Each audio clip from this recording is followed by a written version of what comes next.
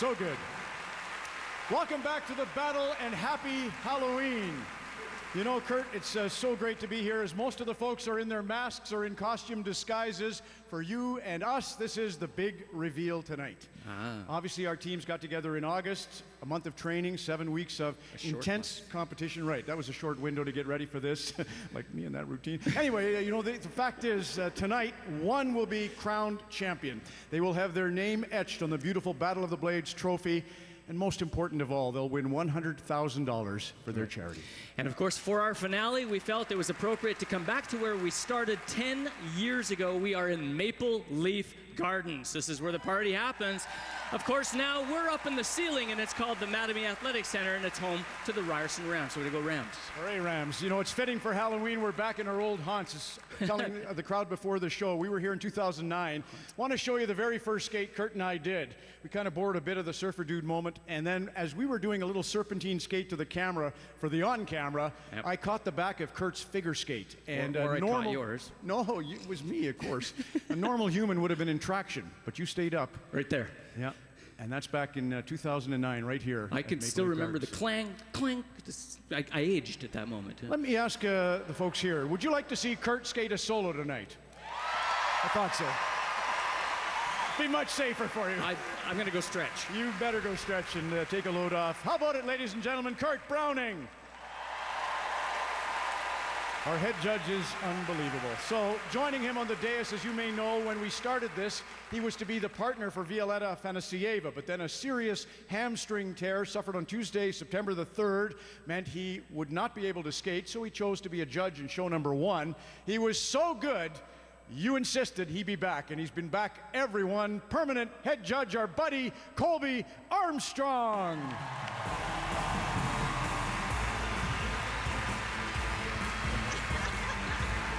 Moonwalk, that's safer than the Walsh jump. Oh, Colby. And your family's here, your 4 children and Mel, so nice to have you.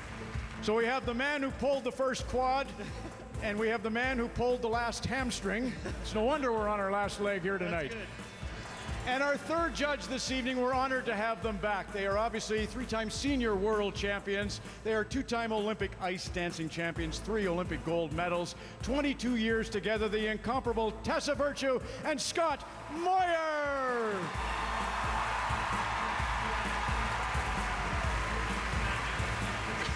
That's right. As a Leaf fan, you'd have loved to have done that right here in this building. Thank you, Tessa and Scott. Such a thrill to have you a part of it tonight. So judges, obviously you, the Fab Four, were together for show number 1 of this, and that gave you a look at them taking their very first steps. Now, week 6, a week ago, they brought their very best in an attempt to win this thing. So I'd like to know what you are feeling about the evolution of our skates. Kurt. Start with me. I feel that they came here not knowing what to expect. Even some of our figure skaters didn't know what to expect. And then they stepped on the ice and they're worried about the toe pick and hurting themselves, and then worried about hurting their partners even. And the evolution went so far that at the end, they're worried about the artistic value of their skate and how the audience will perceive them. And I think that that's an enormous journey from stumbler to artist. Amazing. Tessa. Well, Kurt, you touched on the progression, and it's truly been remarkable. I mean, the technical proficiency and the artistic ability really coming together, that marriage of art and athleticism, which is what we all love about figure skating. Scott?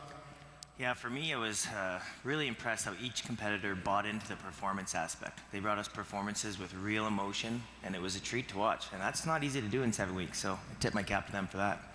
And Colby. I thank the Lord every week that I tore my hamstring. Sitting here and watching these people week to week lay it absolutely on the line. You know what, Ron? I absolutely have no clue what I'm doing with Canadian legends up here with me, but I'll tell you what, I know exactly what I'm doing. Yes, you do. You're your mom's boy. Rosemary's so proud of everybody in figure skating, admired what you did in terms of all of their judges throughout the course of the season. They've been insightful. They've been flat out entertaining. So here's a look at some of the best moments. The finale is a celebration. I feel like everyone's a winner. Part of what it takes to get to the final 3 is surviving this thing. man. This is the hardest one I've done. My kneecap almost just broke. That has been a difficult journey and challenge for every season of Battle of the Blades. But this year, it's been personal. You can see it in someone like Sheldon. He's really been able to find this balance of portraying a character on the ice while also showcasing his own story, and that's really beautiful to watch unfold. This is a Battle of the Blades masterpiece. I'm blown away every week. The first pair in our bottom two tonight, Katerina Gordieva and Bruno Gervais. Bruno, he's been the bottom two several times, and I'm like, Canada, wake up!